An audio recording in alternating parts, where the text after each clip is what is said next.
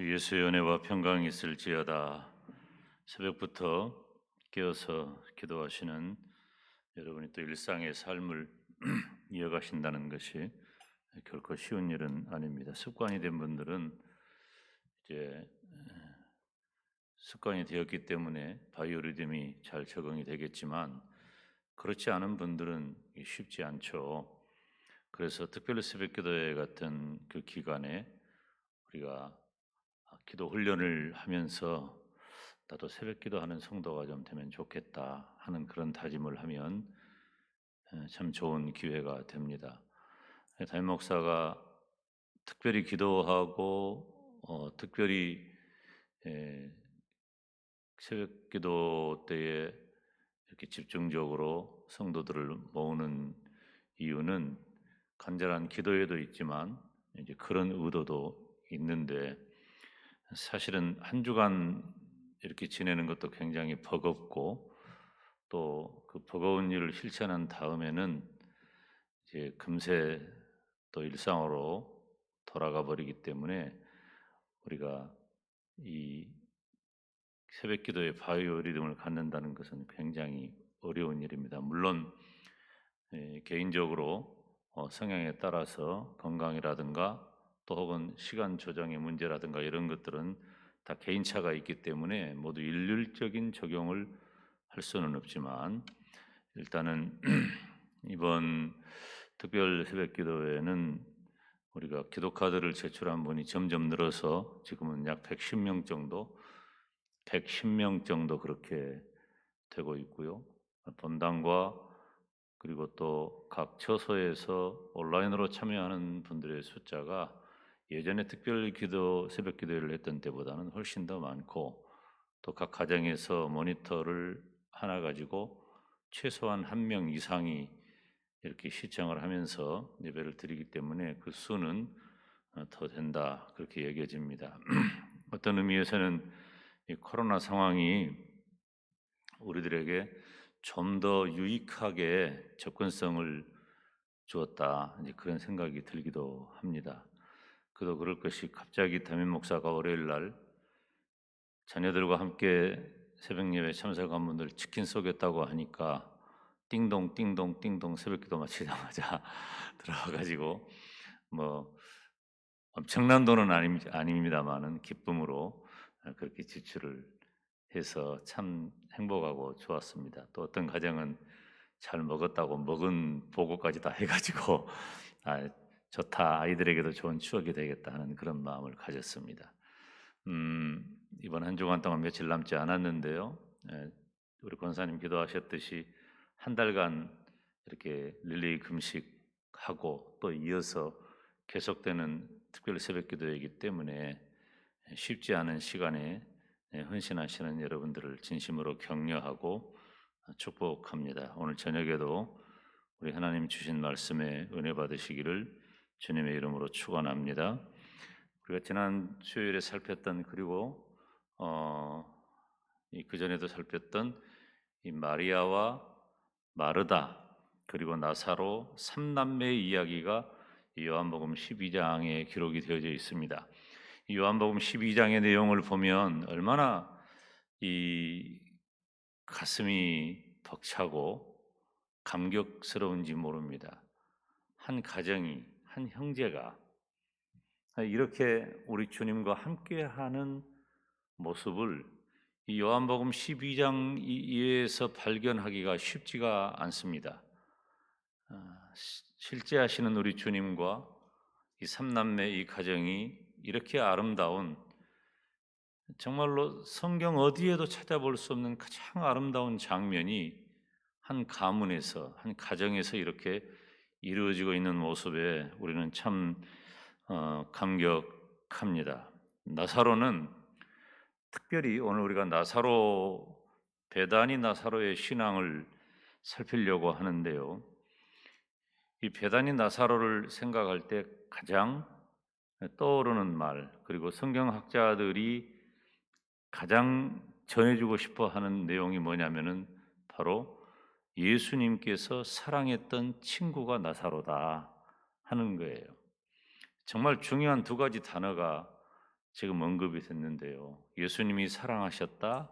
그리고 예수님의 친구였다 하는 거죠. 그러니까 나사로가 우리 입장에서 보면은 시세울 정도로 굉장히 부럽고 좋은 믿음 그리고 예수님과 좋은 관계를 가졌던 사람입니다. 물론 누가복음 16장에 나오는 거지 나사로하고 이름이 같아요. 동명이인입니다. 누가복음 16장의 거지 나사로는 다음 수요일에 살피려고 하는데요.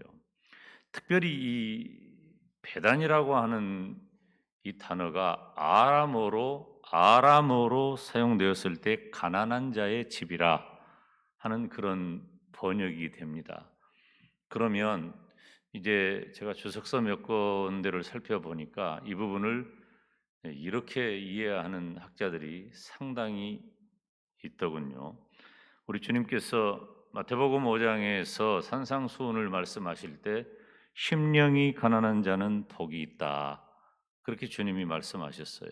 그런 의미에서 이 나사로가 심령이 가난한 자의 복을 받은 그런 사람으로서 예수님의 사랑을 받지 않았을까라고 하는 영적인 해석을 하는 경우도 보았습니다. 그러면 오늘 베다니 나사로의 신앙을 세 가지 초점을 가지고 잠깐 살펴보자 하는데, 첫째, 이 베다니 나사로의 신앙은 예수님과 함께 앉은 자 중에 있었다는 것입니다.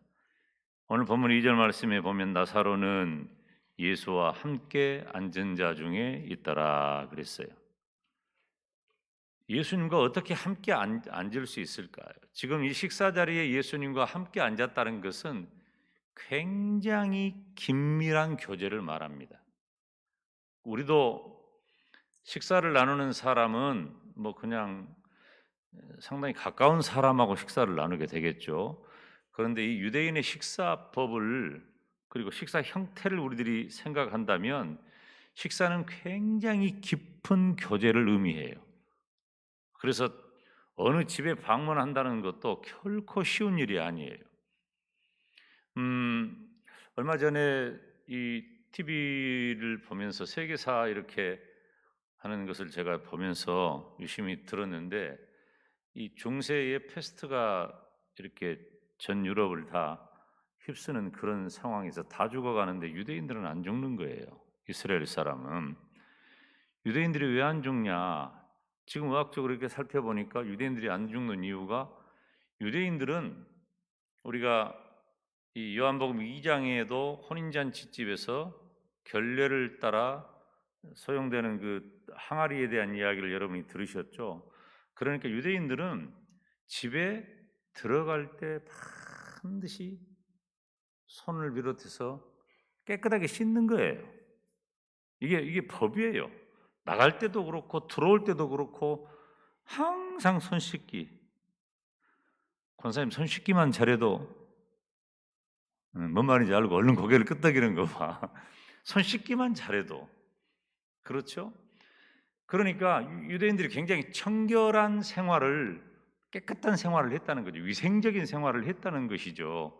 그래서 중세의 그 패스트가 유럽을 다 휩쓰는 상황에서도 유대인들은 많이 살아남았는데, 뭐 이제 그 얘기를 하는 분의 얘기가, 그래서 미움을 받아가지고 마치 마녀사냥처럼 니들이 우리를 병들게 했다고 또 유대인들이 고통을 당하는 그런 얘기도 제가 들었지만은, 이 손님이 바깥에서 들어온다는 게 굉장히 어렵습니다. 더구나 여러분, 유대인들의 이 신발이 무엇인 줄 아십니까? 유대인들의 신발은 샌들입니다. 샌들이에요. 쓰레빠라고 말하기는 좀 그렇고 좋게 말하면 샌들이에요. 그런데 샌들이라고 하는 것은 무슨 양말을 신거나 어떤 위생적인 신발이 아니에요. 더구나 이스라엘 나라의 그 기후는 굉장히 건조합니다. 그래서 지금처럼 무슨 도로가 잘 되어 있는 것도 아니기 때문에 굉장히 푸석푸석한 먼지, 흙, 속을 발로 다니는 거예요. 그리고 이스라엘 사람들은 항상 바깥에 나갈 때 겉옷을 걸치고 나가요. 두 가지 용도죠. 낮에는 뜨거운 태양으로부터 자신을 보호하기 위해서. 그리고 밤에는 그것이 때로는 이불과 같은 그런 보온 효과를 주기 때문에 항상 겉옷을 걸치고 나갑니다. 그런데 그 겉옷이라고 하는 것이 우리 자매님들 입는 원피스처럼 일정한 크기의 이렇게 단정한 옷이 아니고 그냥 걸치는 옷이기 때문에 온 발 그리고 이 옷자락 이런 데는 전부 흙더미가 다 돼 있는 거예요. 그런데 집에 들어올 때 자기 집 식구들은 어쩔 수 없이 들어오니까 손발도 깨끗이 씻고 또 털고 몸도 씻고 발도 씻고. 그러니까 예수님께서 제자들의 발을 다 씻겨준 이유가 뭐예요? 발이 더러우니까 그런 거예요. 발이 제일 더러우니까 씻겨주신 거죠. 그렇기 때문에 손님이 다른 사람의 집에 들어간다, 손님이 다른 사람과 함께 식탁에 앉는다고 하는 것은 유대 사회에 있어서 보통 사이가 아니라고 하는 것입니다. 그런 면에 있어서 나사로가 예수님과 함께 앉은 자 중에 있었다고 하는 것은 예수님과 나사로와의 깊은 관계를 설명해 주는 그런 좋은 설명이 되는 거죠.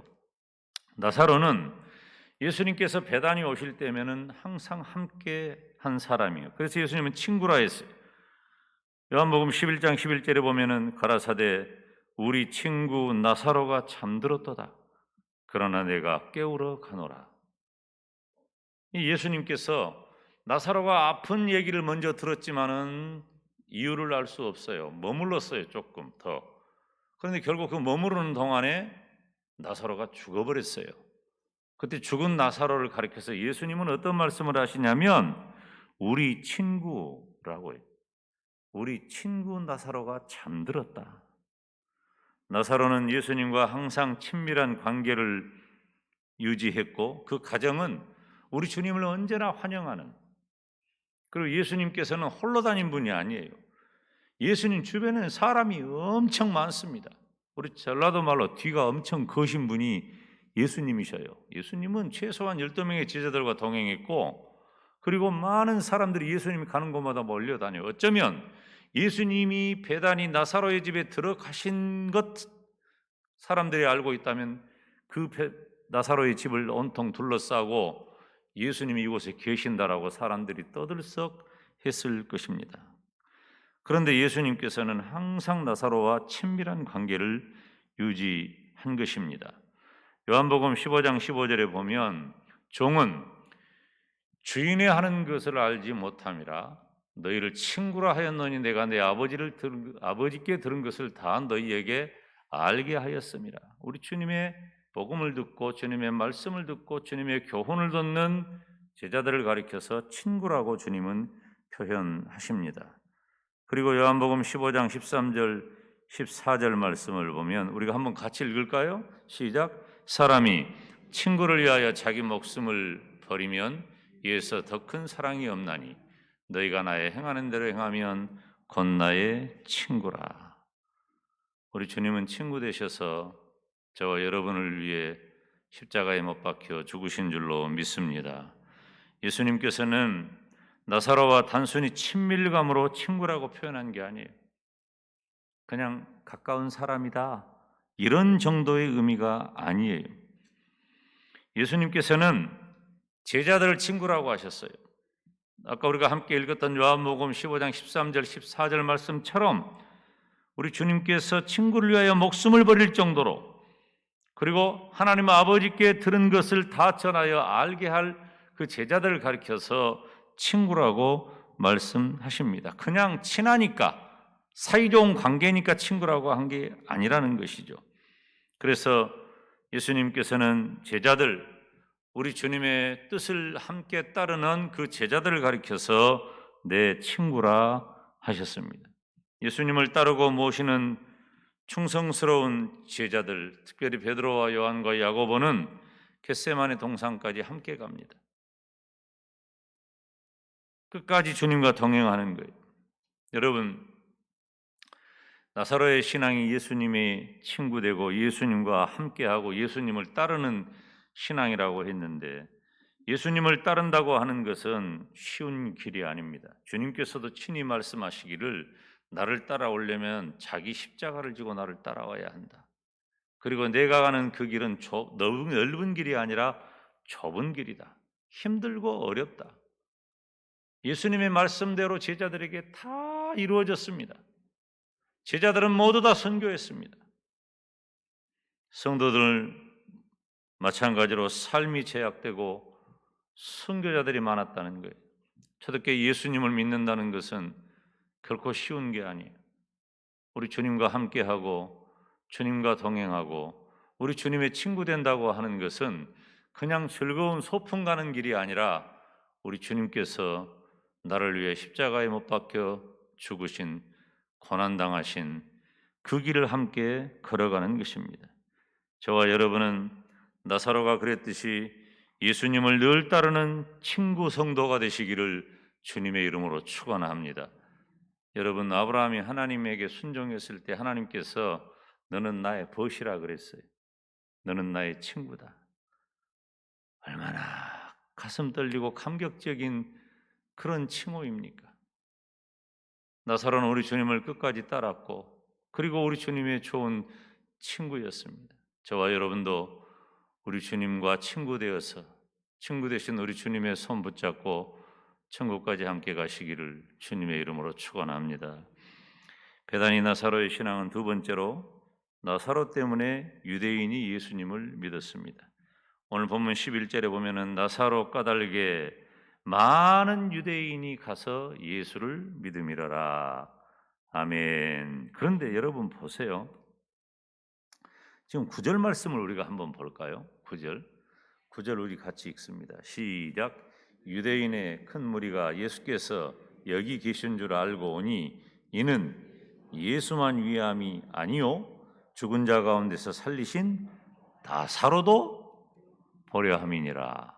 그러니까 지금 요한복음 12장 오늘 본문의 배경이 되는 이 시점은 그때 당시에 예루살렘 근교에 있는 많은 사람들에게 나사로라고 하는 인물이 엄청나게 알려져 있었어요. 왜 그랬을까요? 죽었다 살아났거든. 여러분은 죽었다 살아났다고 해도 별로 그냥 충격을 안 받네요. 사람들은 깜짝 놀랐어요. 죽은 사람이 다시 살아나는 법은 없잖아요. 그런데 나사로는 죽었다가 다시 살아난 겁니다. 그래서 나사로를 보기 위해서라도 많은 사람들이 예수님을 만나러 온 거예요. 그 예수님 가시는 곳마다 예수님을 만나길 원했고 또 예수님만 보는 것이 아니라 나사로도 보기를 원했다는 것입니다. 나사로는 말씀드린 대로 어디든지 예수님과 함께한 사람이었습니다. 그런데 그러던 중에 죽음에서 다시 살아난 거예요. 이것이 큰 전도가 된 겁니다. 나사로 까닭에 많은 유대인이 가서 예수를 믿음이러라. 다시 살아난 나사로 때문에 예수님을 믿는 사람들이 많아졌다고 하는 것입니다. 사랑하는 여러분, 이 나사로는 살아서도 전도가 되고 죽어서도 전도가 된 사람이에요. 저와 여러분은 살아도 죽어도 예수님을 드러내고 예수님을 전하는 전도하는 성도가 되기를 주님의 이름으로 축원합니다. 요즘 전도가 쉽지 않습니다. 쉽지 않은 게 아니라 어렵습니다. 그냥 어려운 게 아니고 매우 어렵습니다. 그럼에도 불구하고 우리는 나사로의 신앙을 보면서 전도하는 예수님을 믿게 하는 이 놀라운 역사를 우리가 손에 쥐고자 하는 것입니다. 미국의 이 프로야구, 미국은 스포츠를 1년 내내 하는 나라입니다. 그래서 이 프로스포츠 스타가 된다는 것은 모든 미국 젊은이들의 이 꿈이에요. 그래서 운동에 소질이 있으면은 다 운동을 해요. 물론 학교에서 고등학교 때까 대학교 때까지 학업을 병행하면서 모두에게 다 한 종목 이상의 운동을 다 시킵니다. 특별히 미식축구 같은 것, 야구 같은 것, 농구 같은 것, 그리고 이런 것들은 아이스하키 이런 것들은 굉장히 미국 사람들이 아주 그냥 뭐라고 표현해야 되죠? 그걸 보기 위해서 살고 있다고 할 정도로 푹 빠져 살아요. 그래서 이 겨울하고 봄이 되는 그 시즌에는 농구에 푹 빠져 삽니다. 농구가 끝나갈 때쯤 되면은 그때부터 야구를 시작하는 거예요, 이게. 야구가 가을까지 계속돼요. 야구가 가을까지. 그리고 가을까지 계속되면서 또 뭘 하냐면은 미식 축구를 해요. 여러분, 미식 축구는 우리가 보면 별로 재미도 없어요. 이리저리 몰려다니고 공 발로 차가지고 어떻게 그냥 땅바닥에 대면 이기고 지고 이렇게 룰을 잘 모르면은, 근데 가장 미국스러운 스포츠라고 미식 축구를 얘기를 해요. 이렇게 1년 내내 미국은 스포츠를 가지고 움직여요. 특별히 야구는 그 기간이 굉장히 깁니다. 우리나라도 프로야구가 기간이 길죠. 3월 말이나 4월쯤 시작해가지고 11월까지 하니까 그 프로야구가 굉장히 긴데, 야구장 이 운동장에 나가서 경기를 관람하거나 TV를 시청하는 분들이 그 야구에 빠져 있는 것을 생각을 하면은 여러분, 이건 스포츠라고 하는 것이 사람들에게 주는 영향이 엄청납니다. 우리나라 그 유현진 선수가 지금은 저기 캐나다 팀에 있는데, 그 전까지 어디 있었냐면은 우리 한국 교포들이 많은 LA 다저스라고 하는 팀에 있었어요. 근데 그 LA 다저스에 그때 어떤 선수가 있었냐면은 이 클레이튼 커쇼라고 하는 선수가 있었습니다. 굉장히 유명한 선수입니다. 이 선수는 투수예요, 투수. 공을 빠르게 정확하게 잘 던지고 컨트롤이 좋은 사람이에요. 그래서 최고 투수에게 주는 사이영상도 몇 차례 수상한 사람이고, 그 이외에 몇 가지 괄목할 만한 상을 많이 받은 사람입니다. 그런데 제가 뭐 미국 프로야구 선수 얘기를 이 자리에서 왜 하겠어요? 이 클레이튼 커쇼가 믿음이 좋아요. 제가 언제 한번 신문 이렇게 살펴봤는데, 이 클레이튼 커쇼가 믿음이 좋은데 그가 이제 결혼을 해가지고 신혼여행을 갔는데 어디로 갔냐면은 아프리카 잠비아라고 하는 나라로 갑니다. 그래가지고 자기가 그 잠비아라고 하는 그곳에 가가지고 고아원도 세우고 학교도 세워요. 고아원도 세우고 학교도 세웁니다. 그리고 어떤 무슨 돈으로 했는고 했더니 이 클라이튼 커쇼가 투수니까 공을 던져가지고 스트라이크 아웃을 잡으면 그걸 삼진이라고 그러죠, 우리말로. 그렇게 스트라이크 아웃을 잡을 때마다 $50씩 기부를 해요. 뭐 이 친구는 1년에 300억 정도를 버는 사람이니까 하루에 1억을 그냥 버는 사람이에요, 가만히 있어도. 그러니까 굉장한 부자죠. 부자라서 한 게 아니라 그 믿음의 마음이 그렇게 한 거예요. 그것이 사람들에게 이렇게 알려지는 거예요. 그래서 스트라이크 하나를 잡을 때마다 $50 정도를 계속해서 기부를 하고 있고 지금도 계속 하고 있는 겁니다. 그런데 그가 TV에 나와가지고 대담 프로에서 이런 얘기를 공개적으로 합니다. 나는 크리스찬입니다.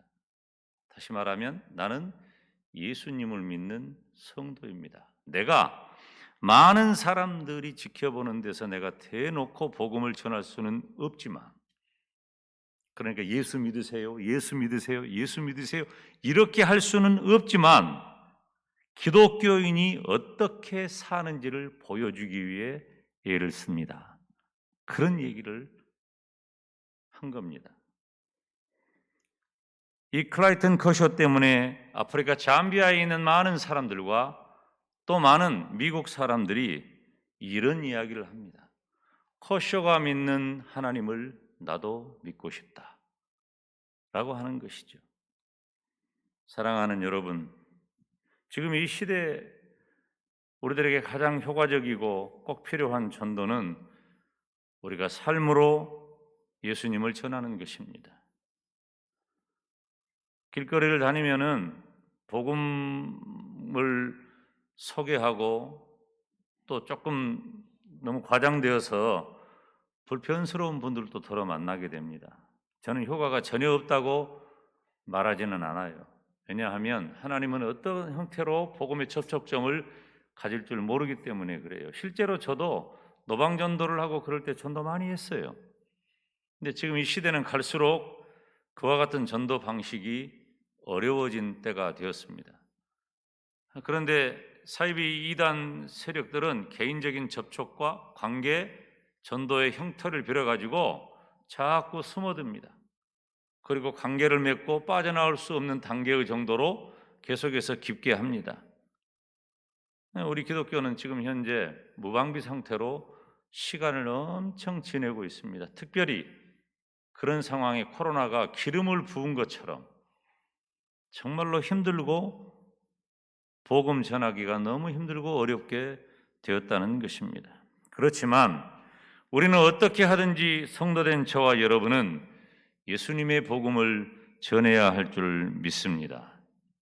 우리가 릴레이 금식 기도회를 하고 또 특별 새벽 기도회를 하고 지금 이렇게 하고 있는데 우리 교역자들은 계속해서 지금 기도하면서 이런저런 생각과 아이디어를 계속해서 내는 거예요. 어떻게 우리 지역에 거부감이 없이 예수님의 복음을 전할 수 있을 것인가? 여러분, 우리 동네에서 제가 목사인 줄 모르는 사람이 이제 별로 없습니다. 인사를 하기는 하지만은 사실 뭐 그렇게 살갑게 많이 하지 않아요. 저도 많이 못 돌아다닙니다. 집안에 대부분 많이 머물러 있고, 그리고 목양실로 오고, 그리고 조용히 어디 가더라도 조용히 차 타고 움직이고 많이 이렇게 못 돌아다녀요. 지금 상황이 그래요. 우리 성도님들이 가지는 그 고충을 담임 목사로서 슬픈 마음으로 굉장히 애타는 마음으로 기도하고 있다는 것을 여러분이 아셨으면 좋겠어요. 하나님 빨리 이 시기를 지나가게 하시고 우리 기독교의 명예가 회복이 되어지고 예수 그리스도의 복음이 정말로 자연스럽게 전해지고 우리가 성경 찬송 끼고 길거리를 활보하고 다니면서 예수님의 복음을 전할 때가 바로 엊그저께 같은데 지금은 그렇지 않게 되었단 말이에요. 얼마나 슬픈 상황입니까? 그래서 어떻게 우리 지역에 복음을 거부감 없이 전하고 또 쉬는 성도들을 관리하고 교회와의 연관성을 이어가도록 해야 할 것인가? 우리 교역자들은 지금 계속해서 이런저런 아이디어를 지금 의논하고 있는 중입니다. 어느 정도 몇 가지는 지금 이제 진행을 하려고 생각을 하고 있는데, 사랑하는 여러분, 하나님께서 가장 기뻐하시는 일은 영혼을 구원하는 겁니다.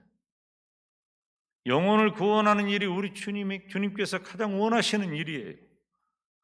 창세전부터 예수님을 이 땅에 보내기로 작정하시고 성부, 성자, 성령 삼위 하나님이 의논하시고 때가 참에 예수 그리스도를 이 땅에 보내셔서 저와 여러분의 무거운 죄의 짐을 다 홀로 지시고 십자가에 죽으신 것도 바로 우리의 영혼을 구원하기 위한 하나님의 장치라고 하는 것입니다. 우리가 지금도 해야 할 일은 전도하는 것입니다. 제가 우리 교회가 방역수칙을 이렇게 철저히 지키자고 하는 것도 바로 우리 지역사회가 교회를 향해 가지고 있는 막연한 불안감을 불식시키는 데 있는 것입니다. 우리가 더 모범적으로 해야 돼요. 그리고 이 반응을 불편하게 하지 마세요. 받아들이시고 그러나 우리는 열심히 하고 있다고 충분히 알릴 수 있어야 돼요. 그리고 우리 교회가 이렇게 방역수칙을 잘 지키는 것이 우리가 지금 불편하기는 하지만은 아쉬운 면도 없지는 않지만은 이건 우리들에게 지금 꼭 필요한 것이고 이것이야말로 형제사랑, 이웃사랑의 실제적 모습이 지금 현 상태에서는 형제사랑과 이웃사랑의 모습이 될 수 있기 때문입니다. 저와 여러분은 어떤 경우에도 전도하는 삶을 사시기를 바랍니다. 나사로는 살아서도 복음을 전했고 죽어서도 전도가 된 사람입니다. 저와 여러분도 어찌되었든지 바울이 고백했던 것처럼 내가 어떤 형편에 처하든지 예수 그리스도의 복음이 전해지기를 원하고 그 일을 기뻐한다고 고백했던 것처럼 저와 여러분도 나사로 때문에 많은 사람들이 예수님을 믿었다는 이 말씀을 붙잡고 예수님 복음 전하는 우리 모두가 되시기를 주님의 이름으로 축원합니다. 마지막 세 번째는 죽은 자 가운데서 살리심을 받았어요. 1절에 보니까 6월절 엿새 전에 예수께서 베다니에 이르시니 이곳은 예수께서 죽은 자 가운데서 살리신 나사로에 있는 곳이라. 나사로를 죽은 자 가운데서 살려주셨습니다. 나사로가 죽은 지 4일이 지났습니다. 4일이 지나면요, 이미 썩어버리고 냄새나는 시체가 된 거예요. 나사로라고 하는 이름 자체도 하나님이 도우셨다는 의미잖아요. 예수님께서 요한복음 11장 43절에 보니까 말씀하셔요. 나사로야 일어나라. 말씀하실 때 나사로가 무덤에서 살아나오는 놀라운 역사를 경험하게 됩니다. 나사로의 부활은 하나님의 도우심의 축복입니다. 그래서 나사로가 부활한 것은 물론 나사로의 부활은 예수님의 부활과는 전혀 다릅니다. 예수님의 부활은 나사로의 부활이 실제적인 부활이었던 것처럼 예수님의 부활도 실제적인 부활이었어요. 그렇지만 나사로는 다시 죽었고 예수님은 부활하시고 영원히 죽지 않으십니다. 부활하신 예수님은 지금도 살아계시고 살아계신 예수님은 하늘보좌 우편에 계시다가 언젠가 하나님이 정하신 그때에 이 땅으로 다시 오시게 될 줄로 믿습니다. 그러면 예수님이 재림하실 때 죽은 자가 먼저 일어나는 겁니다. 죽은 자가 먼저 일어나요. 그리고 살아있는 자는 변화가 되어서 예수님의 영광스러운 몸을 입게 되는 것입니다. 그래서 우리들이 죽은 자 가운데서 살리심을 받았던 나사로를 보면서 우리도 부활신앙을 가져야 되겠구나. 우리 주님께서 나는 부활이요 생명이니 누구든지 나를 믿는 자는 죽어도 살겠고 무릇 살아서 나를 믿는 자는 영원히 죽지 아니하리라. 부활신앙 가지시기를 주님의 이름으로 축원합니다. 저는 마리아, 마르다, 나사로의 3남매 가정을 보면서 정말 꿈꾸는 것 같은 행복한 요한복음 12장을 봅니다. 저와 여러분도 이 가정처럼 우리 주님을 모시고 언제나 찬치하고 주님을 따르며 주님의 친구가 되어 살다가 예수님의 복음을 전하고 언젠가 주님 다시 오실 때 영원한 부활체로 부활하는 복된 믿음의 사람 되시기를 주님의 이름으로 축원합니다. 기도하겠습니다. 거룩하신 아버지 하나님, 크신 은혜와 사랑을 감사합니다.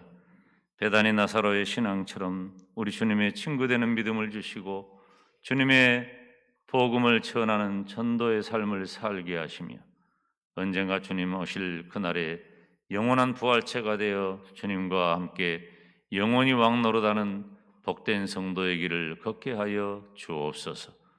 주님 간구합니다. 계속해서 특별 새벽기도회 중입니다. 시간 참여하는 모든 성도들에게 은혜를 더하시고 110명 정도 되는 성도들이 기도카드를 제출하여서 주의 종과 함께 기도하고 있사오니 주님 우리의 공동의 기도를 들으시고 개인적인 기도도 들으시며 응답하여 주시옵소서. 주님 가정에서 혹은 처소에서 예배당에서 새벽을 깨어나온 주의 모든 백성들에게 은총을 더하여 주시고 먼저 기도하고 하루를 시작하며 먼저 기도하고 금년 한 해를 하나님께 맡기며 먼저 기도하여서 남아있는 우리의 생일을 하나님께 맡기는 복되고 멋진 기도의 사람들이 되게 하여 주시옵소서. 예수님의 이름으로 기도하옵나이다. 아멘.